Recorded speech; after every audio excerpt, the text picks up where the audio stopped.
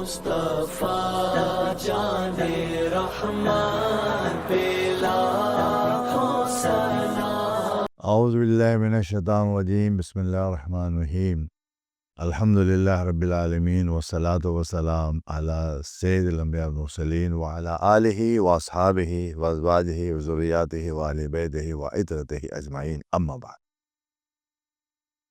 قال تبارک و تعالی فی القرآن المجید فرقان حمید، اعوذ باللہ من الشیطان الرجیم، بسم اللہ الرحمن الرحیم، الحمد للہ رب العالمین، صدق اللہ المولانا العظیم۔ ان اللہ وملائکتہ یصلون علی النبی یا الذین آمنوا صلوا علیہ وسلموا تسلیما، اللہم صل علی سیدنا مولانا محمد معدن الجود والکرم وآلہ وصحبہ بارک وسلم علیہ، صلاۃ و سلام علیک یا سیدی یا رسول اللہ وعلی آلک واصحابک یا حبیب اللہ۔ ناظرین کرام، السلام علیکم ورحمۃ اللہ وبرکاتہ۔ آپ پروگرام دیکھ رہے ہیں فتاوی رضویہ کا تعارف، اور پچھلے آپ 8 ایپیسوڈ میں تعارف کافی حد تک دیکھ چکے ہیں، سن چکے ہیں۔ اگرچہ تعارف کی باتیں بہت ساری باتیں ہیں، لیکن ہم وہ آگے کریں گے۔ اب ہم چاہ رہے ہیں کہ ہم فتاوی رضویہ کو جلد وائز آپ کے سامنے تعارف پیش کریں۔ ہر جلد میں سے جو خاص باتیں ہیں وہ آپ کے سامنے پیش کریں۔ 30 جلدیں ہیں، تو ممکن ہے کہ 30 ایپیسوڈ ہوں یا 60 ایپیسوڈ ہوں یا ایسے بھی زیادہ ہوں۔ تو اب سب سے پہلے میں چاہوں گا کہ آپ کو فتاوی رضویہ کی اشاعت کی تاریخ بتاؤں، تاکہ اندازہ ہو کہ یہ فتاوی کب سے شائع ہونا شروع ہوا اور کب مکمل ہوا، اور اب مزید اس پہ کیا کام ہو رہا ہے۔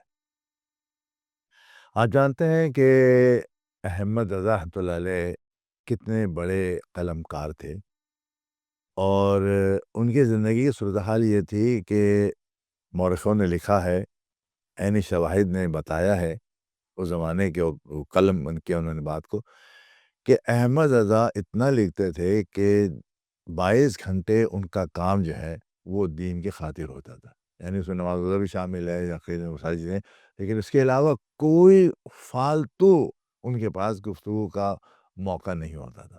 نہ فالتو گھومتے تھے، نہ فالتو سیر کرتے تھے، نہ فالتو سفر کرتے تھے، اور سال میں تقریریں بھی چند کرتے تھے۔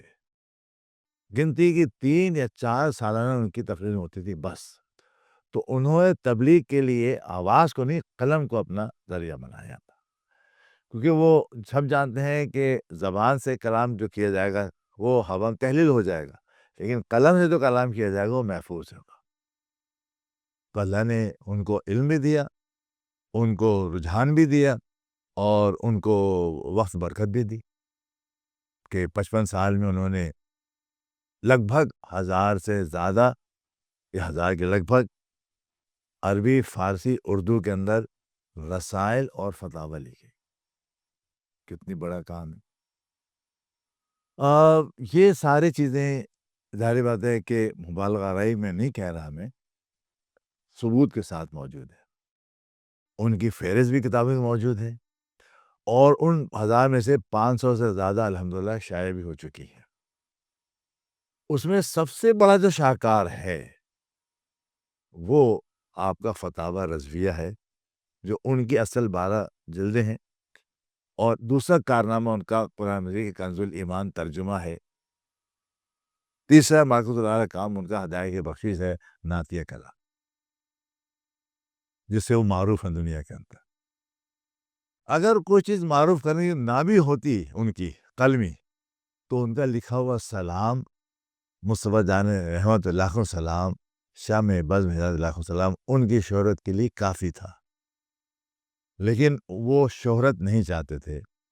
شہرت اللہ نے دے دی اللہ نے بے شک، لیکن وہ کام چاہتے، جیسے میں نے کس ایپیسوڈ میں کہا تھا کہ فرماتے ہیں مجھے اللہ تعالیٰ، اللہ کے رسول نے 2 کام کو معمول کیا ہوا ہے، ایک افتاء پر اور ایک رد وہابیہ پر۔ تو افتاء فتویٰ چلتا رہا۔ اب فتاوی کی تھوڑا سا بیک گراؤنڈ آپ کو بتاؤں کہ اچھا، جو بات وہ اپنے قلم سے لکھیں گے وہ زیادہ مستند ہوگی۔ میں تاروں کو جوڑتا رہوں وہ ایک بات الگ ہے، لیکن خود وہ جب لکھ دیں گے قلم سے نا، وہ بڑی مستند ہے۔ تو اچھا، انہوں نے جب وہ فتاوی رضویہ جو نقل کر کے جلدیں بنائی جا رہی تھیں نا، تو ایک وقت آیا کہ وہ تقریباً 7 ضخیم جلدیں ہو گئیں، جن کے اندر صفحات جو ہیں وہ 1400 سے 1600 تھے اس کے اندر، یعنی بہت سمجھ لیں کہ اس سے بھی بڑا رجسٹر تھا وہ، یہ اس سائز سے بڑا رجسٹر، اور وہ رجسٹر کے اندر وہ نقل کر کے رکھا جاتا تھا. یہ ہر مفتی کرتا ہے تاکہ ریکارڈ تو رہے نا کہ ویسے کتنے فتویٰ دی. اسی فتاوی کے ساتھ رسائل بھی ہوتے تھے، وہ بھی سب سنا جاتے تھے. یہ بات ہے 1335 کی، 1335 کی. ان کے احباب نے کہا کہ حضرت یہ بہت سی زخیم جلدیں ہو گئی ہیں، اب 7 جلدیں ہیں اس وقت، تو اب ان کی اشاعت کو بندوبست کیا جائے. کہ بھئی یہ کام آپ کا، میرے کام تو لکھنے میں نے لکھ کے دے دیا، آپ لوگ کام کریں. خیر پھر ایک ٹیم بنا دی گئی. مفتی ظفر الدین بحری رحمۃ اللہ علیہ، مولانا امجد صاحب رحمۃ اللہ علیہ، نعیم الدین ناظر رحمۃ اللہ علیہ، اور ایوب علی صاحب رحمۃ اللہ علیہ. ان سب کی ٹیم بن گئی کہ بھئی اب اپنے کام شروع کریں. ان احباب نے یہ کیا کہ ان کی جب جلدیں، ظاہر بات ہے کہ 7 جلدیں بڑی زخیم ہیں. اور اچھا ایک چیز اور دیکھیے، آپ کو بتاؤں، جو مفتی فتویٰ لکھتا ہے کسی بھی صفحے پہ لکھے گا نا، اگر کتنے بڑا پیج ہے اس میں کوئی پیراگراف نہیں ہوگا اور کوئی جگہ چھوڑتا نہیں خالی. اس کی وجہ ہے، وجہ یہ ہے کہ مفتی جو لکھتا ہے ایک لکھتا چلا جائے گا، اس کو پیراگراف کی ضرورت نہیں ہے. وہ اس لیے تاکہ اس کے لکھے اندر کوئی لفظ ایڈ نہ کر سکے. اگر فرض کریں کسی نے نہ کر دیا وہاں پر ایڈ اور جملہ وہاں ہا گئے، پھر کتنا فرق پڑ جائے گا. تو وہ جگہ اسی لیے گھٹا ہوا لکھا جاتا ہے. مفتیان ہمیشہ فتویٰ گھٹا ہوا لکھتے ہیں تاکہ عبارت کسی جگہ حرف کی جگہ بھی نہ رہے. تو اب یہ سوچیں کتنے زخامت کے تھے وہ، 1400 1600 صفحات اور 7 جلدیں.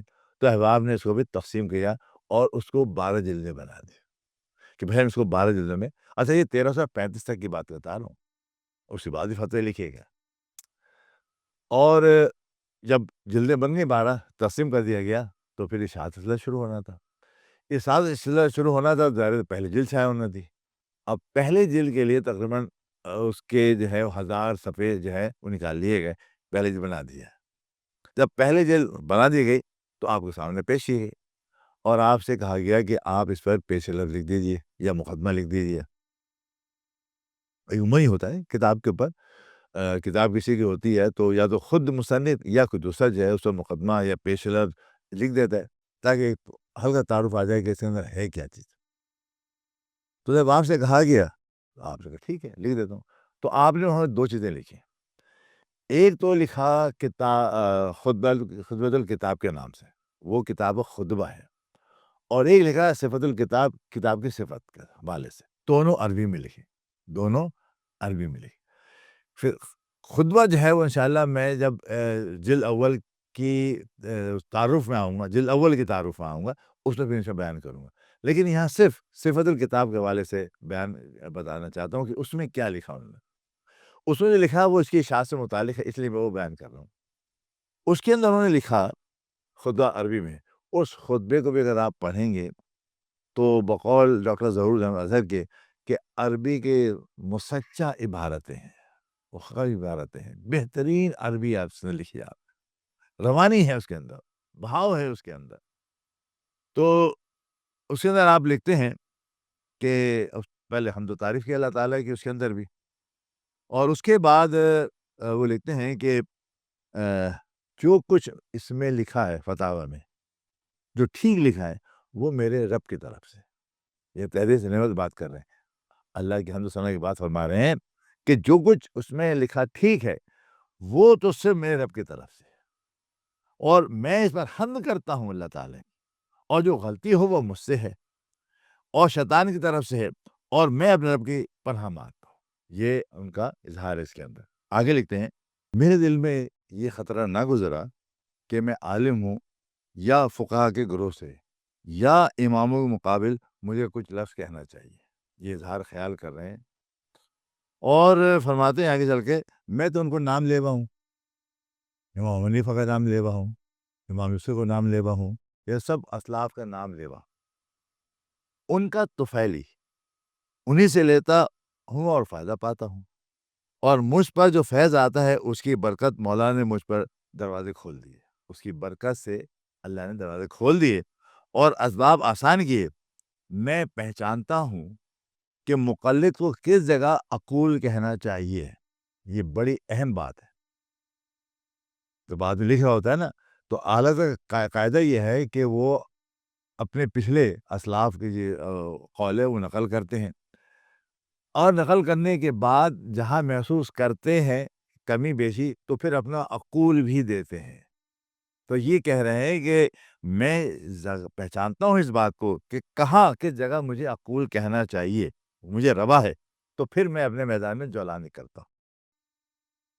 اس کے بعد فرماتے ہیں آگے، لکھتے ہیں بلکہ کہ یہ فتاوی جو اس صورت میں ہے وہ مرتب کر دیے گئے ہیں، اور میں نے ان فتاوی کے اندر مقرر فتوے شامل نہیں کیے۔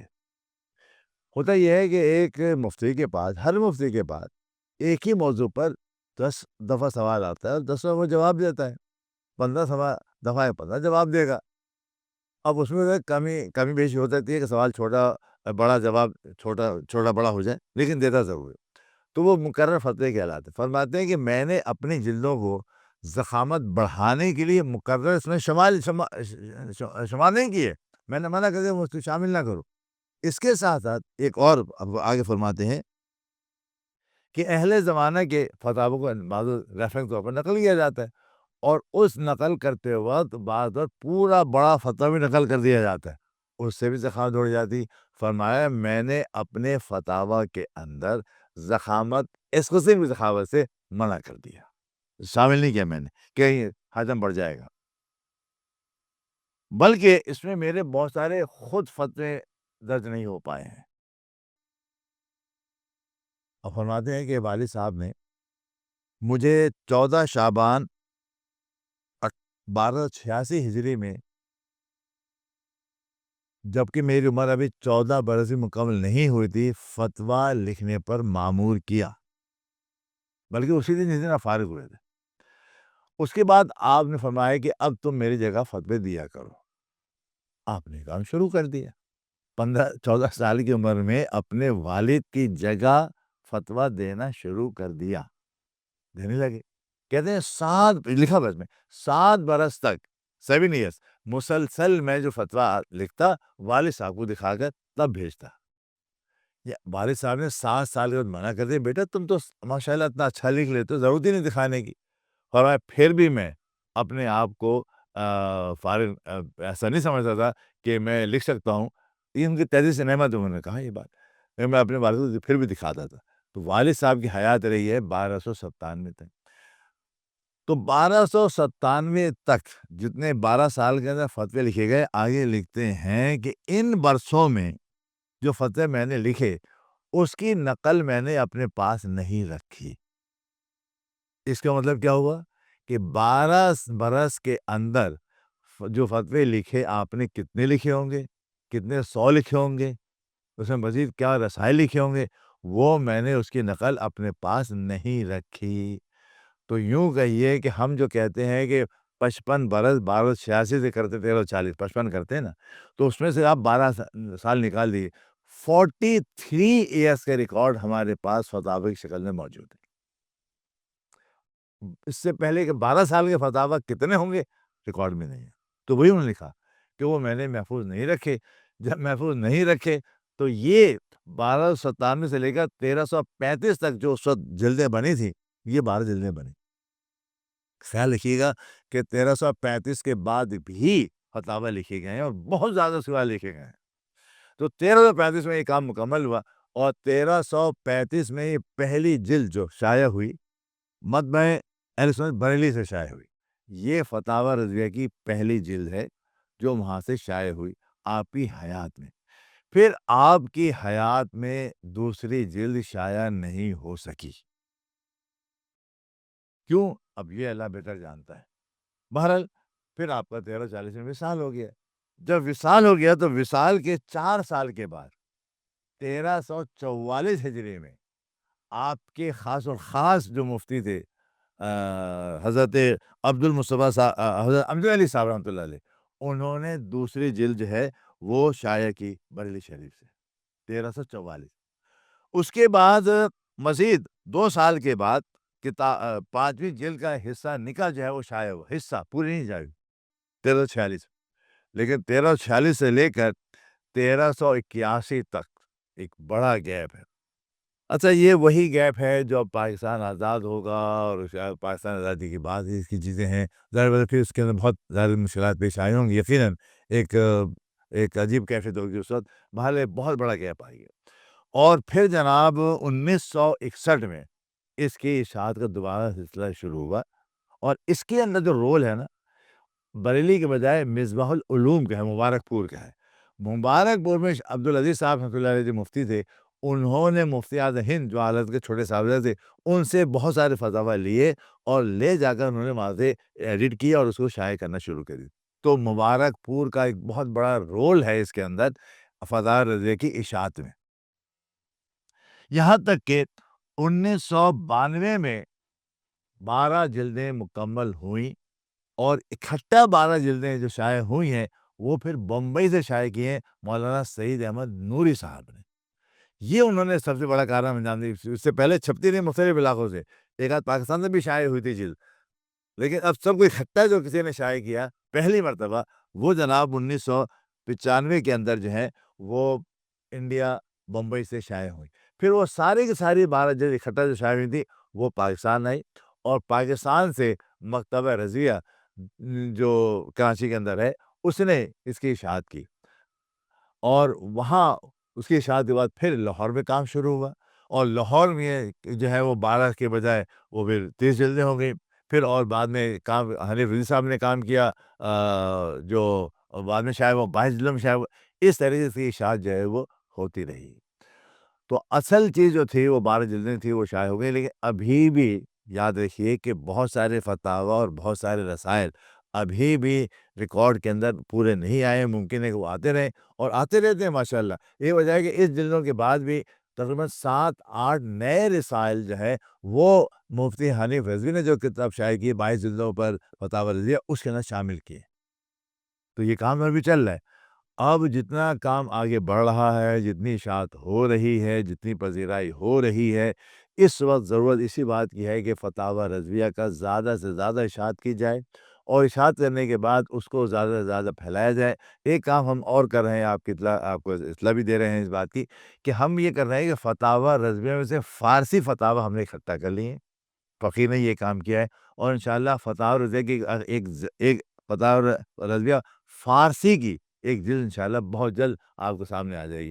اسی طرح سے عربی فتاوی جو ہے ہمارے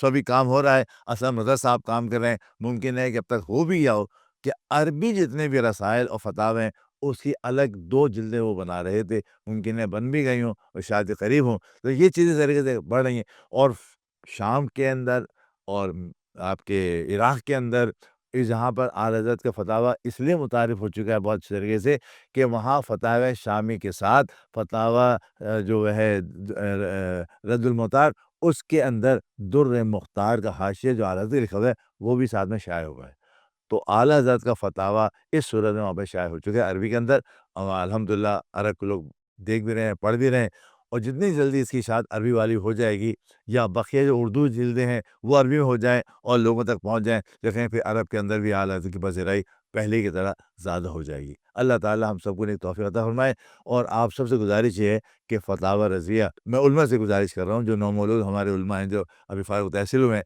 وہ اپنے علم کو اگر وسعت دینا چاہتے ہیں، علم کے اندر گہرائی پیدا کرنا چاہتے ہیں، ان کے لیے آسان نسخہ ہے فتاوی رضویہ کا، آپ مکمل مطالعہ فرما لیں۔ جب مطالعہ کر لیں گے آپ کو تحقیق کے طرز بھی آ جائے گا، آپ کو استدلال کا طرز بھی آ جائے گا، آپ تطبیق بھی کر سکیں گے اور آپ کو دلائل کی بھی کثرت ہوگی۔ تو اللہ تعالیٰ نیک توفیق عطا فرمائے۔ مجھے امید ہے کہ انشاءاللہ اس اشاعت کی جو آپ کی یہ ایپیسوڈ ہے آپ نے پسند فرمایا ہوگا۔ اب اگلے ایپیسوڈ میں ضرور کیجیے گا کیونکہ اس کے اندر میں شروع کرنے جا رہا ہوں، ہر جلد کا آپ کو تعارف کراؤں گا، ایک ایک جلد کا علیحدہ تعارف ہوگا، تو اس طرح سے انشاءاللہ وہ سیریز چلے گی اور اس کے اندر دیگر چیزیں بھی آتی رہیں گی۔ آپ کی دلچسپی پر ڈیپینڈ کرتا ہے کہ آپ جب پذیرائی کریں گے تو انشاءاللہ میرے اندر ہمت آئے گی اور میں زیادہ آپ کے سامنے پیش کر سکوں گا۔ اجازت چاہتا ہوں۔ السلام علیکم ورحمۃ اللہ وبرکاتہ۔